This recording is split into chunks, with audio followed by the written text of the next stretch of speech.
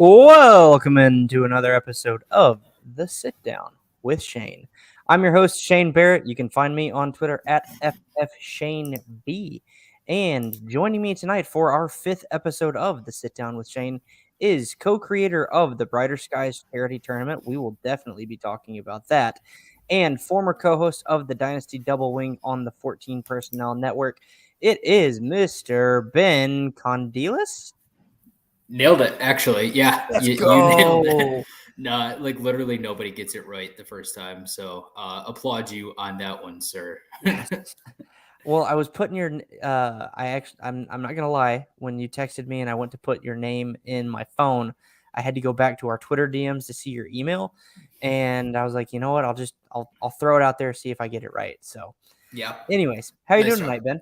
Good. Real good, man. It's draft week. We are is. recording it as Tuesday night of draft week, NFL draft. So it's dude, I'll only time I'll be better this week is on Thursday night. So I'm pumped. I have no idea what's gonna happen this week still, and I love every minute of it. Yeah.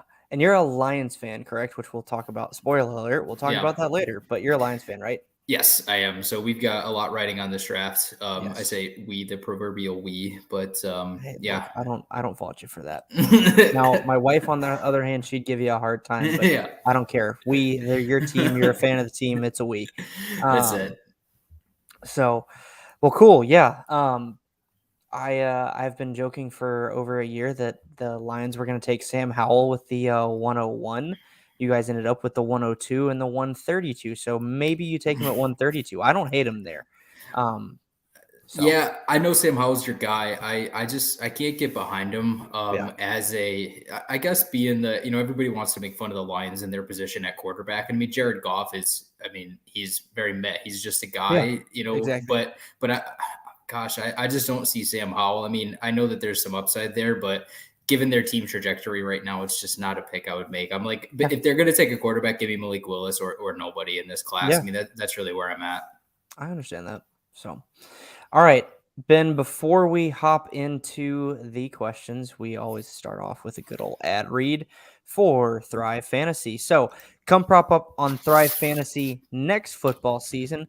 But if you're feeling a little degenerate and needing some player props, hop in for golf or basketball or baseball. Thrive is a daily fantasy sports and esports app for player props. You choose 10 out of the 20 player props to build your fantasy lineup. Each prop is assigned a value based on the over and the under and the likelihood of that hitting. So you hit the most props and rack up the most points to win a share of the prize pool. And it's easy enough in football season that even I can do it, so you can too. When you guys go to sign up on Thrive, make sure you use promo code FFShaneB, and you can do that on the App Store, Play Store, or www.thrivefantasy.com. Sign up and prop up today, and you will get a deposit match on your first deposit. Awesome. All right. Are you ready for the questions? Yes. As ready as I could be, I suppose, to talk about myself, which is one of maybe the most awkward things. Talk about myself and then have to listen to myself talk about myself if I go back and hear this. Don't worry about it. I'll try to make it as easy as I can. So, when was your first fantasy football league, Ben?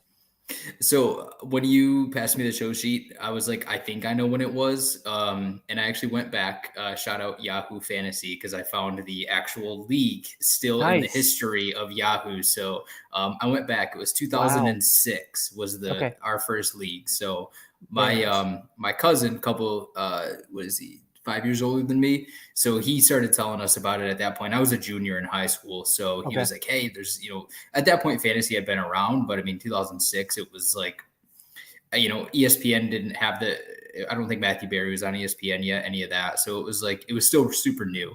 And being a junior in high school and just a big football fan, he's like, you guys got to try this. Like, it's so awesome. And instantly my buddies and I were hooked. Like I think we did like 3 or 4 leagues that year with like 4 of us in it, because we just wanted to keep drafting. Like the draft was just immediately the funnest thing we've ever done. Yeah, that's how I feel about fantasy football now. It's like, I just want to draft as much as possible.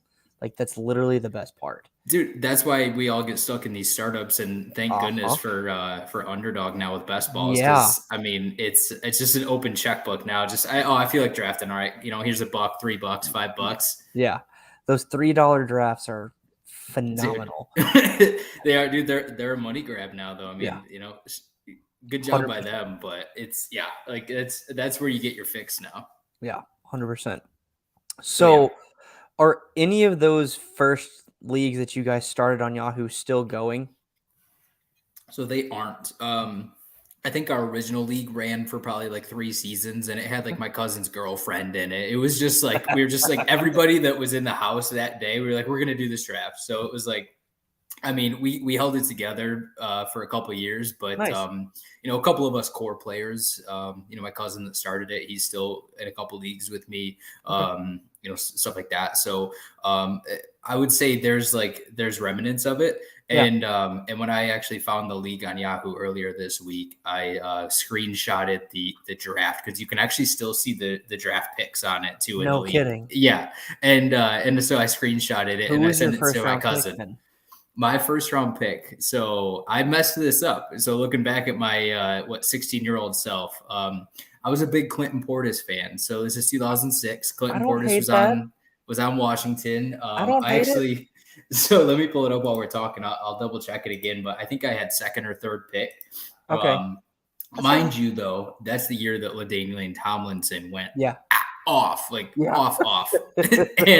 he went 4th overall. So I'll just give you top 5 because that's really fun to hear. Yeah, let's hear 2006 top 5: Edgerrin James, Clinton Portis, Sean Alexander, LaDainian Tomlinson, and Tiki Barber. Wow, that's throwing it back, man.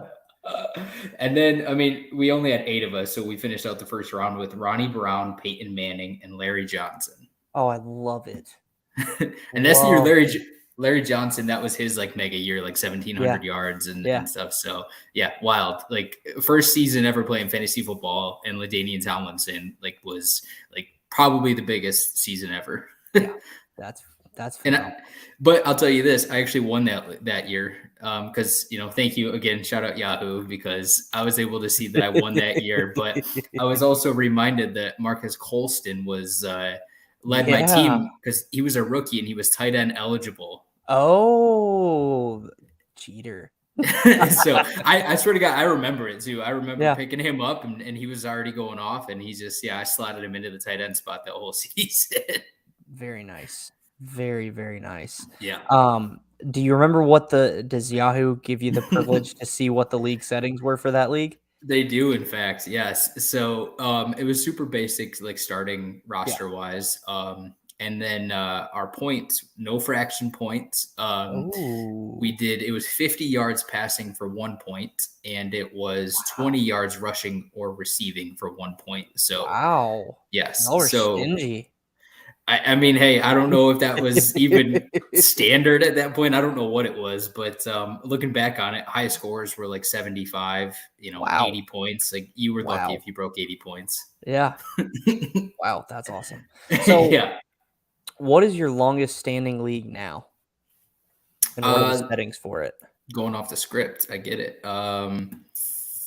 Longest standing league. So I commish a, call it home league for purposes of the Twitter community, but bunch of buddies back home. I started it. What was our first year? I want to say 2013, something like that. So I've been going quite a few years now. Nice. And it is a PPR league, redraft. Everything else is basic: 1 QB, 2 running back, 2 receiver, a flex. No super flex. We still have kickers and defense in there. Still do basic rolling waivers. So like super standard other than PPR, I would say. Yeah. Nice. Very, very nice. So you mentioned that you love to draft, and I love to draft, and that's gotten us in trouble in being in too many leagues. Yes. So here's how I position this next question for you. We're maxed out on leagues. You can join one more league, but it has to be your favorite league settings. What are those? So I would answer that question 2 different ways, to be honest with you, because my favorite league settings, I like things pretty simple overall. If you told me favorite league settings, I would say for me, it'd be Dynasty first, because I like the full season scope of it with constant trading. And I mean, there's literally never an off season as long as you're in the right leagues. So it'd be Dynasty, Superflex, or at least like high value placed on the QB position, points wise. And then, PPR, probably like half PPR maybe with a half tight end premium. Yep. Something that just kind of keeps value across the board. So that would be what I would consider my favorite league settings. But if you told me I could only join one more league, I would probably try to find something a little crazy. Like last year I did it. I had to give up the team now, but I was in like this massive IDP league with just crazy scoring and stuff. So it was like I was maxed out on teams last year, and then I got that invite. He was like, you know what? All right, fine. I'll try something different. And I heard Dan Turner on, was it last week?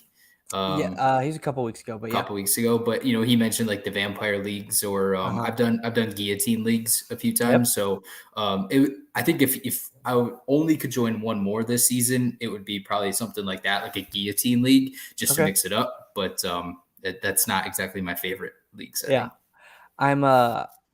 I'm helping Jeff Lambert test out a new league. It's called a zombie league. So it's kind of like a vampire league. I'll look after the show and see if there's any spaces open, because I know he's still looking for people, just to throw it out there to you. So. Yeah. I'm always intrigued to hear some of the different settings, that people come up with. Like the first time I heard about a guillotine league was only a couple years ago, and I did it for a few seasons, and it was just, it's super cool. And we actually grew it from our first year, which was, 16 teams or whatever it's supposed to be. But then we had, I think it was 20 in the next time. Nice. And we did a couple of double elimination weeks. So it was like built in where the two lowest scoring teams got axed at one point. So. Jeez. Yeah. That's violent. Yeah. Yeah. Right over there. Yeah. Long day here. It's only Tuesday, man. You got to catch up on some sleep here before the draft. I know. Luckily I got an off day tomorrow. But so when did you start making content for fantasy football? I think it was 2016. I want to say. That sounds about right. 2016, I think. So I had actually joined Twitter originally wanting to do like fantasy content back in probably 2015, and ended up just turning it more into like a Lions fan account, just because I didn't even know where to start. But then I had an opportunity to it was a local like Michigan based site, was looking for writers, and I offered up doing some fantasy stuff. So that was kind of where I first got started. Very cool. Do you remember what your first piece was? I don't. I was thinking about it, and I don't know. My assumption is it was probably some sort of just like a basic like rankings type of thing, like top 10 running backs or something. Just like what I would call kind of, I'll call it easy content. I'll probably get slapped for saying that, but it's just something that was easier to talk about and write about, just to kind of get my feet wet. Yeah, no, 100% makes sense. And what made you start? Just fantasy content in general. I wanted to do it because I would say, one, I thought that I was good at fantasy. I feel like that's maybe where we all kind of get started, is like, we enjoy playing the game and we enjoy talking about it with our buddies in our leagues and whatnot. So I think that's kind of where it stemmed from. And then, I had friends that would just reach out to me for advice, whether it was trade advice or, just shooting the shit about stuff like that. So I think it just kind of was like, hey, there's an opportunity to write. I'd literally never been a writer for anything, but just, I don't know. I'd always been a talker. So, at that point, podcasting wasn't even in like the thoughts, but I was like, hey, maybe I can put my ability to speak to paper. Yeah. And going a little off script here, sorry. When did you start podcasting? So that would have been last year. So when Jay and I started the Dynasty Double Wing in February last year, cool. I had guested on a couple of pods. If you're familiar with the Baby Bowl, Rob Norton, right? Yeah, Rob Norton. Yeah, I couldn't think of his last name. I don't know why. I want to call him Rob Thomas. I don't know. So Rob Norton. Yeah. So the winner, the weekly winner, gets to be on was that Fantasy Impact. Okay, cool. Wes loafing it on Yeah. Twitter. Yeah.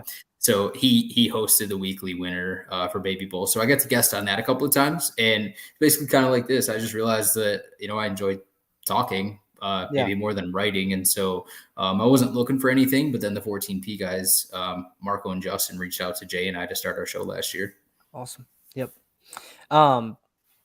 And just because you and I have become closer over the last year, know that you've stopped with content creation. If you don't mind, tell us a little bit more about that journey, but then also are you looking to get back into it at any point?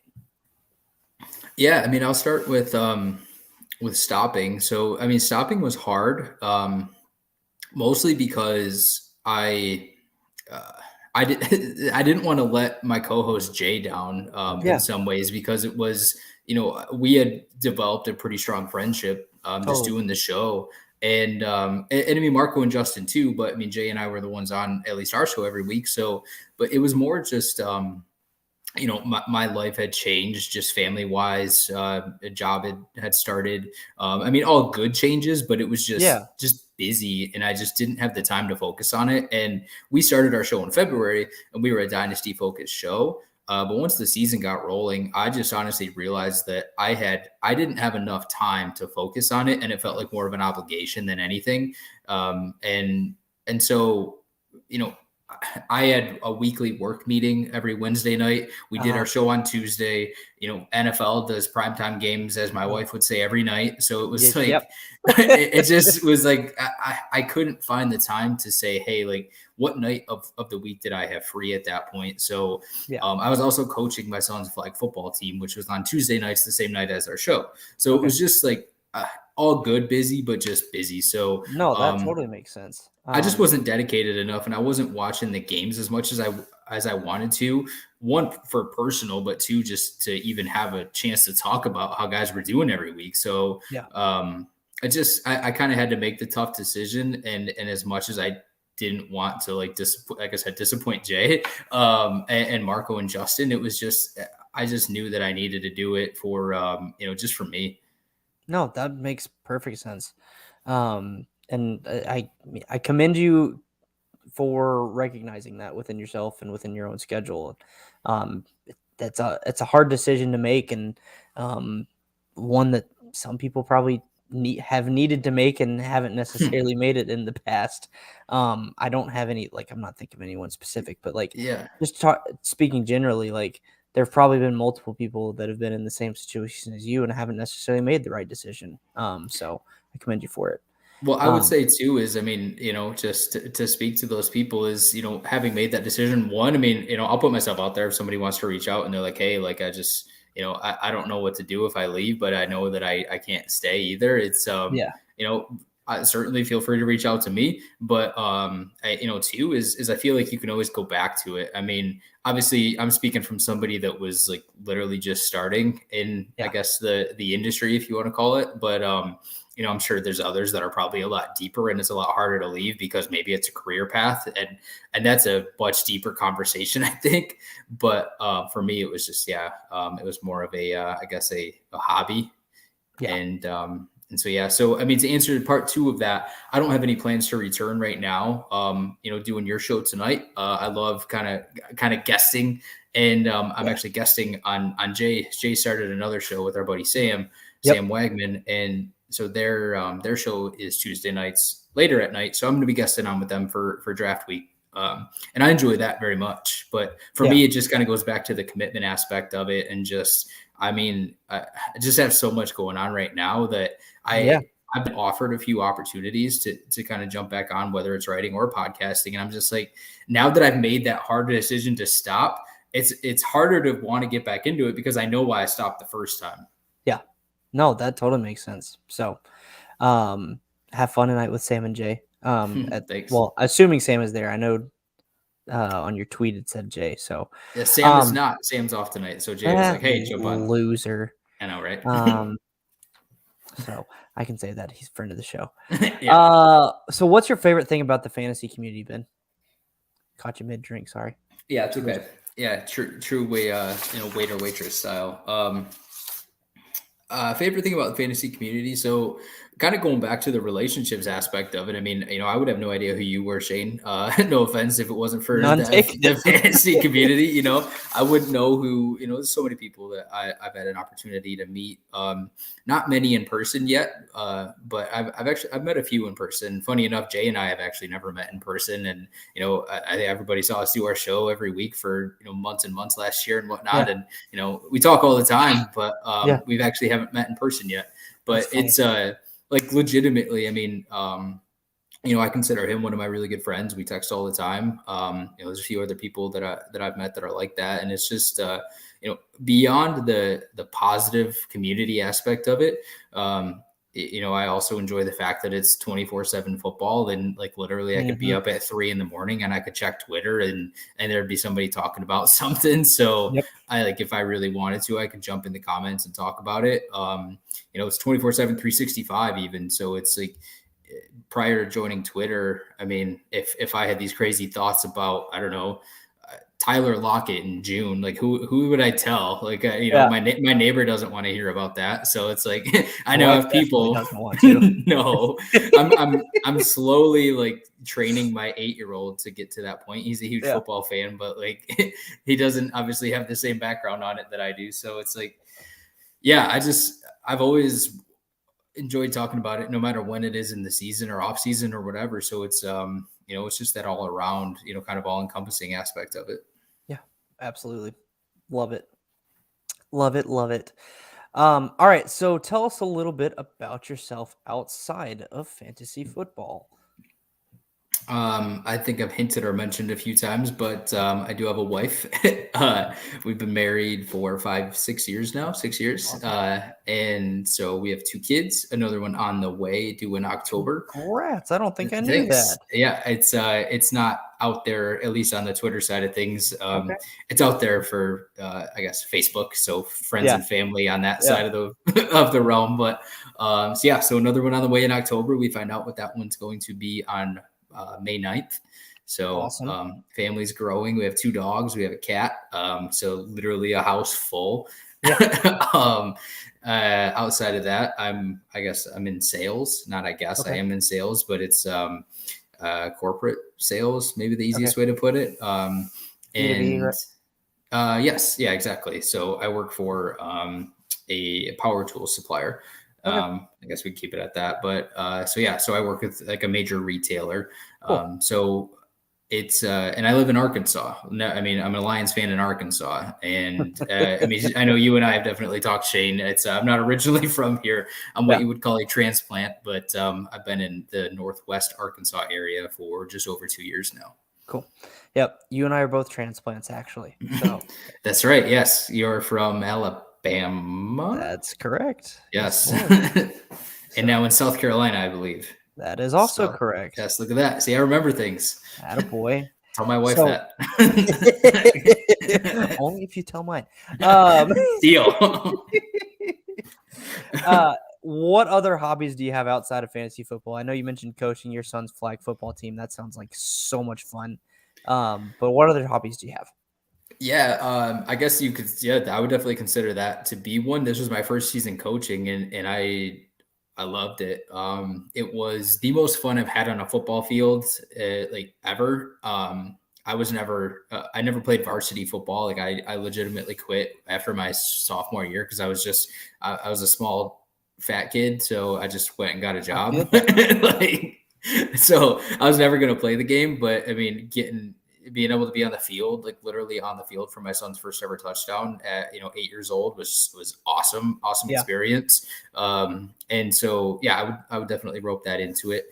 Outside of that, like legitimately, this is my hobby. Fantasy football is my hobby. It's I mean, I'll hit on some others, but I tell my wife all the time is like fantasy football is the one thing, I guess that might sound bad, but it's the one thing that I feel like as married life and kid life and all that has continued to evolve. It's like I've been able to hold on to that as my thing. Like some people are car guy or they're golf guy.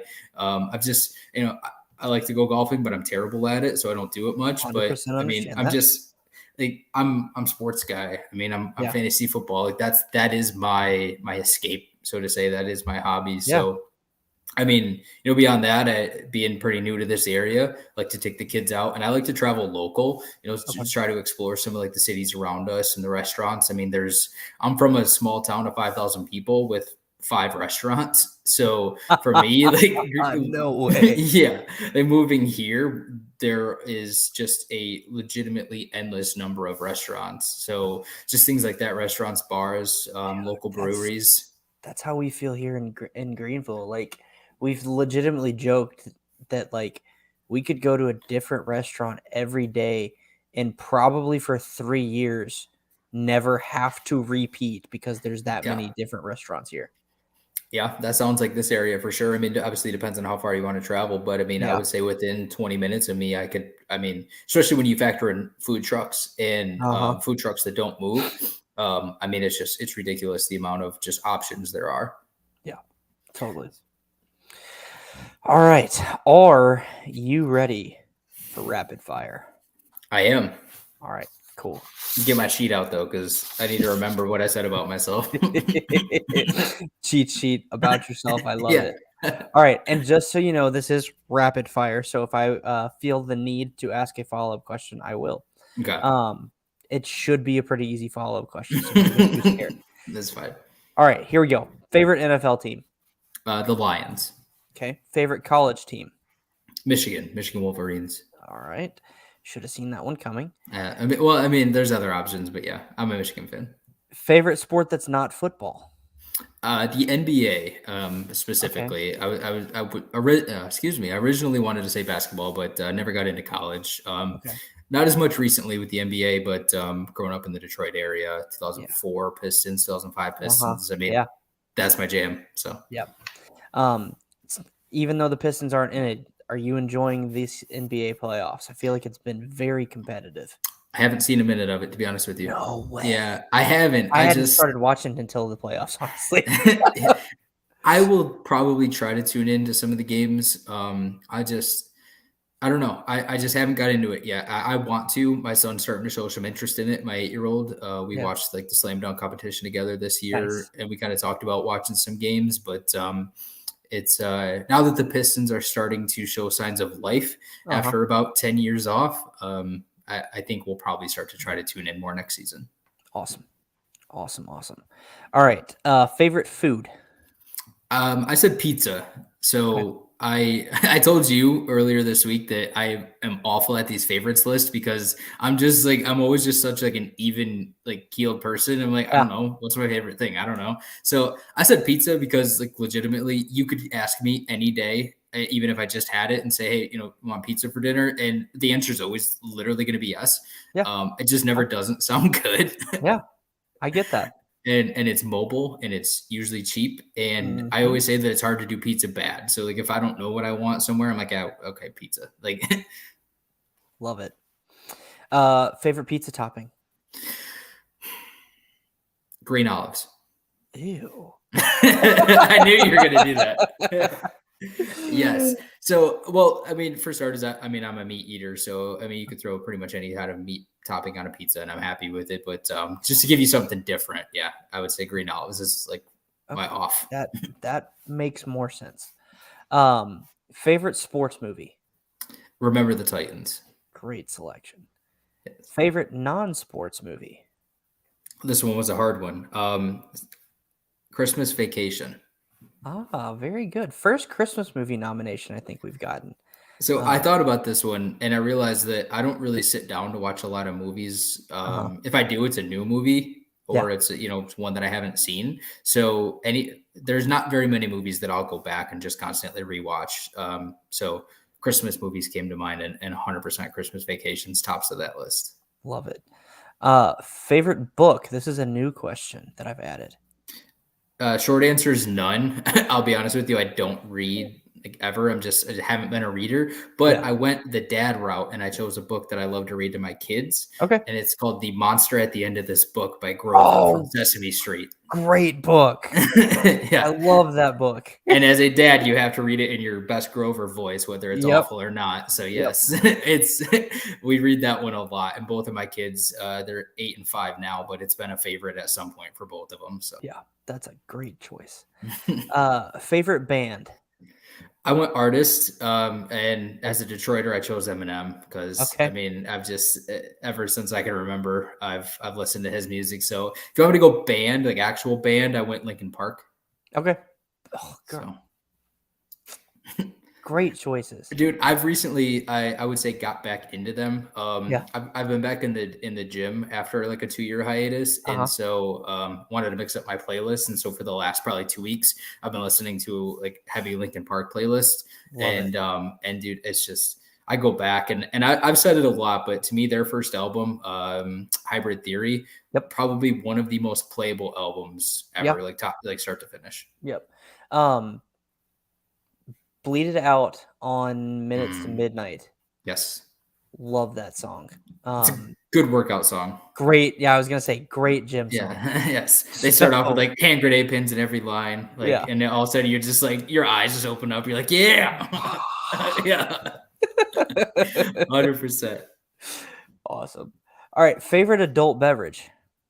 I'm a bourbon guy, Very nice. new bourbon guy. So Okay. anybody that is a bourbon fan, don't come at me because I'm probably talking about whiskey too. But it's I would say it's a hobby, quote unquote, that I took up during quarantine in Okay. 2020. Yeah. But it was one of those things where I just kind of wanted to force myself to like something different because I was always a rum and coke guy, just like super basic. And Okay. so I just started to, it was like a forced habit, not habit, Nice. but a forced taste, I guess. Acquired taste. Yeah, for sure. Second to that would be Oberon. It's a specific beer made by Bell's Okay. Brewery out of Grand Rapids, Nice. Michigan. Very nice. Fantastic. If you like wheat beers, citrus beers, it is. Okay, now you're talking my language, Yes, it actually. is a citrusy wheat beer. You might be able to find it in South Carolina. I actually have it at all my stores here in Northwest Arkansas. So Okay. I think I want to say that they are distributed by one of the big distributors now. So Okay. I just will look out for it. we'll chat off air and I will see if I can find it. It's a good So, summer beer. You put an orange in it. I mean, it's good. yes. All right. Favorite TV show. Schitt's Creek. Great choice. Yes. Favorite actor. Uh, struggled with this one too. I went Paul Rudd. Very good choice. Yeah, Paul Rudd. I mean, I relate to him in so many ways, especially now that I'm getting older. He's just Yeah. like, he's goofy. He's not afraid to be goofy and Yeah. just look like a total jackass. And it's always hilarious. So, Yep. I'm just thinking of the mean tweets thing that pops up either on Twitter or on TikTok, and it's if she'll I'm gonna bleep it out, F Paul Rudd, then she'll F you too. Paul Rudd is hashtag uneffable. I feel like I've seen that one too. That was what just popped in my mind. I'm sorry, Paul Rudd, if you ever see this. I actually enjoy your acting. So there we go. So I have to ask you, have you ever seen his scene from the movie Wanderlust? Mm-mm. Oh my, that I will send you off air. Okay. It is so the movie itself, Wanderlust, it's not very good. It's actually him and Jennifer Aniston, and I would think it Okay. would be great. I think it's Jennifer Aniston, but dude, he gives himself this whole pep talk in a mirror. They find themselves at this camp where they have to swing basically, and Yeah. he gives himself this whole pep talk in the mirror of what he's going to do to this unknown woman, and it's. I'll send it to you. It's it's good. fantastic. All right. Last two questions. I need a right now and I need all time. Okay. Starting with favorite defensive player. Okay. Good because I did both. So all time, my buddy behind me, Ray Lewis, favorite defender Love all it. time. Honestly, tough call between him and his teammate Ed Reed. I mean, Okay. those early 2000s Ravens teams were just incredible to grow up watching. Right now, and quite honestly, very borderline all time is Tyrann Mathieu. Really? I like that. Yes, Honey I love Badger that. since his days at LSU, man. It's that's Yeah. probably one of my dream jerseys. I don't buy jerseys much anymore, but one of my dream jerseys would probably be if I could get it signed Tyrann Mathieu LSU jersey. Okay. Good to know. Yeah, yeah. Keep that in your head if you ever want to buy me a gift. Well, shameless plug here. I am running a jersey contest right now. It's for Plexico Burris. It's not for Tyrann Mathieu, but if you want to get entered, go to the pinned tweet on my account and check it out. It's very easy to get entered. There you go. But the whole idea was stemmed from asking people who they wanted signed jerseys from. So There you go. Tyrann Mathieu could be next at some point. I have a ton of jerseys. I don't have any signed. My son has more signed jerseys than I do, and it's one, and it's by Matthew Stafford. So Oh, that's cool. yeah, Is it a Lions Matthew Stafford? Of course, yes. I So love it. and so we met him, and he signed it for him. Oh, that's so cool. So yes, I have a fun story about that. All right, you got to tell it if you got time. Of course, yeah. So it all started because of Twitter, to be honest with you. Okay. I think it's still my pinned tweet, but short story is 2019, we were going to training camp. The Lions training camp, still lived in the Detroit area. And I put out on Twitter, basically that we were going to training camp. I tagged the Lions in it and said, my son's a huge Matthew Stafford fan. He'd love to meet him. Just, hey, shot in the dark, Twitter, do your thing. He was in kindergarten at the time, and they had an assignment where they had to write about a person they knew a lot about. He chose Matthew Stafford in kindergarten, and it was like 3 sentences, like whatever. He said like football player number 9. He's really good, but he spelled it wrong. It looks like Riley God. So, and anyways, I put the picture of that on there too, and I was like, he's clearly a big fan. Actually. So yeah, it caught fire. It was just one of those like hopeful things that caught fire, retweeted like 500 times. And the Lions reached out to me, and they made it work. When we were at training camp, I exchanged numbers with one of their social media guys. He's like, hey, we can't guarantee anything, but we're going to try. And so that's halfway awesome. Through training camp that day, they texted me and they're like, hey, like meet us down here. Walked up, my sons and I, they were 5 and 2 at the time. Yeah. And right after practice, they got to meet Matthew Stafford. It was a quick, probably 2-minute meet and greet, but he signed my son's jersey that he was wearing. And then the Lions PR staff actually printed like a real nice version of the picture that I posted on Twitter. Yeah. That he, like his drawing and stuff, and Matthew Stafford signed that too. So we have it framed in his room. That is so cool. So yes. I love that. I love when you get to see the human side of athletes like that, and they actually go out and above and beyond to do stuff like that, especially for kids. That's awesome. Well, it was cool too because like clearly it was just right after practice. They were like, "Hey, we've got this quick meet and greet." Like they just pulled him off to the side, and so they handed him the thing. And as he's walking up, and we have it on video too, you just hear Matthew's like, "My son's name is Bronson," and he's like, "Hey, Bronson, buddy," he's like, "You're the artist. You drew this for me." Like he just like personalized it right from the jump. And I mean, I related to it as a dad more than anything because I mean, I think Matthew's maybe a year older than I am. He's obviously got kids of his own too. So it's just super cool just to be able to meet him and just kind of see the impact, that he has. And he, I mean, in his eyes, right, he's just a dad. He has kids. He's like, man, like he knows it means the world to these kids. So you could just tell right away. I mean, when I shook his hand, he just kind of gave me this look, like this head nod. He's like, I got you, kind of a thing. It was That's cool. Awesome. That is so cool. So, favorite offensive player, is it Matthew Stafford? No, I went a different route. So yeah, I don't know if I'd put him as my favorite anyways, but I went Justin Jefferson. Okay. So I kind of kept coming back and forth on this one. And just something about Justin Jefferson, the way he plays the game, not just his game, but the way he plays it. He has so much fun out there, and I mean, the dance, the gritty. I mean, maybe it's because my kids like getting into all like the YouTube highlights and the Fortnite and all that, but it's just like the way he plays it, and you just watch him just have fun out there. I've always liked receivers. Like obviously I have Chad Johnson behind me. Clearly, I don't have a problem with guys that like to be flashy and have fun. So. I would say Justin Jefferson's probably, but a close second is actually Derrick Henry because he's right there with just. I mean, every time they play, I mean, there's nobody else in the league like Derrick Henry right now. Yeah. And I mean, I sound like an old man, but I'm like a throwback football fan. I love hard knocking defense. I love like big bruising running backs. These. So I mean, Derrick Henry for me is an ultimate throwback. Awesome. So awesome. Love it. Love it, love it, love it. All right, well, that wraps up this episode of The Sit Down with Shane. Make sure you guys follow Ben on Twitter at the Extra Point FF. And Ben, are you doing Brighter Skies this year again? I don't think we are. Will you at least tell the people about it, just so they know what it was and kind of how they can support you in any way? Yeah, absolutely. So Brighter Skies we launched last year, was our first and so far only season for it, but it kind of came about essentially to help raise, I would say, raise awareness for online bullying, but it was more just to kind of to be a conversation starter and to just to talk about the different